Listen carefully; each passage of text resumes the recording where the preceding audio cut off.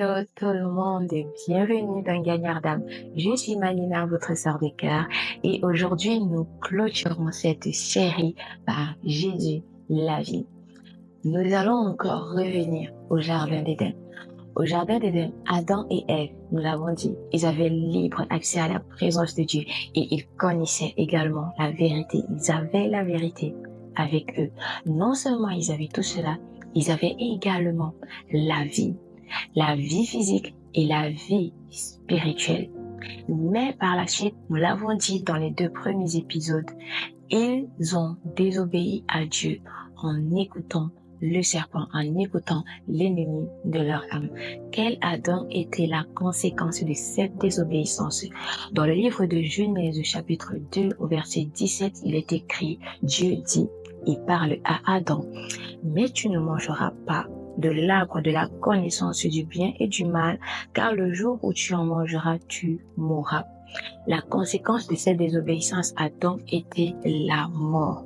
À l'instant qu'ils ont désobéi à Dieu, la mort est entrée dans leur cœur et dans leur corps. Ils ont fait entrer la mort physique et la mort spirituelle dans le monde. Car rappelons-nous, je l'ai dit, dans le Jardin d'Éden, ils avaient la vie physique et la vie spirituelle. Dieu n'avait pas destiné les hommes à mourir. Dieu n'avait pas destiné le monde à passer par des maladies incurables, par des épidémies, par des pandémies, comme nous observons tout au long de ces dernières années. Dieu n'avait pas destiné le monde à périr, mais tout cela a été causé par le péché d'Adam et Ève, par leur désobéissance. Ça, c'est la mort physique. Et par-dessus cette mort physique, nous avons la mort spirituelle. C'est quoi la mort spirituelle? Une personne qui est morte spirituellement, c'est une personne qui n'a pas l'amour de Dieu en elle. C'est une personne qui n'a pas la vie de Jésus-Christ en elle. Une personne morte spirituellement, vous pouvez l'observer, elle n'a pas du tout la crainte de Dieu. Elle n'a pas la crainte des choses qui concernent Dieu. Une personne morte spirituellement ne pense qu'au mal. Une personne morte spirituellement ne pense qu'à commettre des injustices. Elle a des rancœurs dans son cœur ou alors pose des actes uniquement pour ses propres intérêts. Nous avons des personnes aujourd'hui dépourvues de tout sens de générosité ou d'amour ou de compassion. Nous avons des personnes aujourd'hui qui ne pensent plus à aider son prochain, qui ne pensent plus à soutenir l'autre. Il voit une personne qui se sent mal, mais qui conspire encore plus pour que cette autre personne soit davantage dans le mal. Vous voyez des nations aujourd'hui qui se font la guerre. C'est parce qu'elles sont mortes spirituellement. L'amour divin n'est plus dans notre cœur. La vie de Christ ne règne plus dans notre cœur. Ce sont ces personnes-là qui sont mortes spirituellement. Elles n'ont plus du tout la crainte de Dieu. Quand quelque chose concerne Dieu, vraiment, ça ne les intéresse pas. Mais gloire soit rendue à notre Créateur. Il nous a envoyé Jésus-Christ. Jésus-Christ, en déclarant qu'il est la vie, il veut tout simplement dire qu'il est la vie dans toutes les nations, dans toutes les familles, dans tous les foyers, ont désespérément besoin pour être arrachés à la puissance de la mort et entrer dans le royaume divin où réside la véritable vie. En regardant à Jésus, en laissant Jésus-Christ entrer dans notre cœur, le Saint-Esprit vient comme nous régénérer. Il vient nous donner un cœur nouveau. Il vient redonner à notre cœur la crainte de Dieu, cette crainte que nous avions perdue dans le Jardin d'Éden après la désobéissance d'Adam et Ève. Jésus-Christ, quand il entre dans notre vie, il vient changer toutes choses.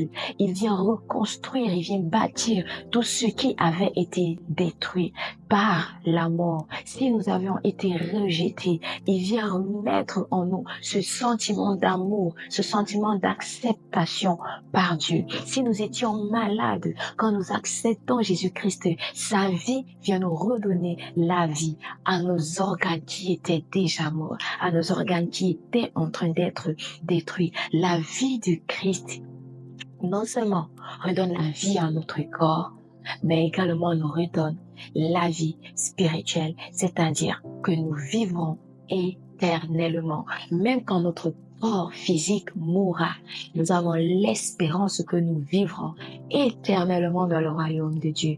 La vie de Jésus-Christ vient régénérer toutes choses en nous, dans nos cœurs également. Il vient installer à nouveau l'amour de Dieu, l'amour pour les autres, l'amour pour son prochain, la compassion. Nous pouvons pardonner à nouveau. Parce qu'une personne qui ressent toujours de la rancœur, des animosités envers quelqu'un, une personne qui ressent toujours des frustrations, une personne qui a gardé des offenses dans son cœur, qui ne veut pas pardonner, est une personne qui est morte spirituellement. Mais quand Jésus-Christ vient s'installer dans notre cœur, sa vie vient nous donner de pardonner. Sa vie vient nous enseigner de pardonner l'autre et nous sommes à nouveau libres. Nous vivons à nouveau. Nous sommes à nouveau heureux.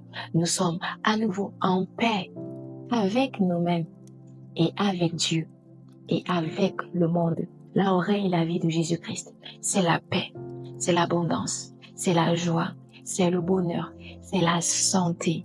Les nations ont besoin de regarder à Jésus, de reconsidérer à nouveau l'amour de Dieu. Nous n'avons pas besoin d'emprunter un autre chemin pour venir à Dieu, car Jésus-Christ est le chemin tout tracé qui nous a été donné pour à nouveau avoir libre accès à la présence de Dieu, parce que Dieu est disponible. Nous n'avons pas besoin de chercher une quelconque vérité ailleurs, partout sur Internet ou alors sur des personnes qui diraient avoir la connaissance. Nous devons regarder à Jésus-Christ, lui qui est la vérité qui nous révèle toutes choses au sujet du Père. Et nous n'avons pas besoin de commettre ou de faire toutes sortes de pratiques pour avoir la vie, pour vivre à nouveau. Car Jésus-Christ est la vie éternelle qui nous a été donnée par le Saint-Esprit pour qu'à nouveau nous vivions éternellement avec Dieu. Alors je te prie, mon frère, ma soeur, je prie pour toi, afin que tu fasses cette rencontre avec Jésus-Christ, ton Sauveur et ton Seigneur. Il a porté tous tes péchés à la croix. Il a porté tout ce que le diable était venu mettre dans ta vie. Il a pris cela sur lui pour te donner son manteau, pour te donner sa nature sainte, pour te donner sa vie. Il est venu se livrer pour toi à la croix. Alors ouvre ton cœur à recevoir Jésus-Christ, car sa vie viendra restaurer toutes choses dans ton cœur. Sa vie viendra renouveler toutes choses dans ton cœur. Sa vie viendra rebâtir tout ce que le diable avait détruit dans ta vie. On t'a dit que jamais tu ne vivras le bonheur, mais Jésus-Christ, il est venu dire: je suis la résurrection et la vie. Tout est accompli par moi. Père, je veux prier pour cette personne qui écoute ta voix en ce moment. Que cette personne s'ouvre totalement à toi. Qu'elle s'approche de toi, ô Jésus. Que son cœur s'ouvre totalement. La Bible déclare qu'il n'y a plus aucune condamnation pour ceux qui croient en Jésus-Christ. Alors si tu crois en Jésus-Christ, les jugements de l'ennemi n'auront plus aucun effet sur toi. La vie qui croit en Dieu, si tu crois réellement en Jésus-Christ, tu seras sauvé. Tu seras sauvé et tu vivras éternellement. Ta vie sera changée.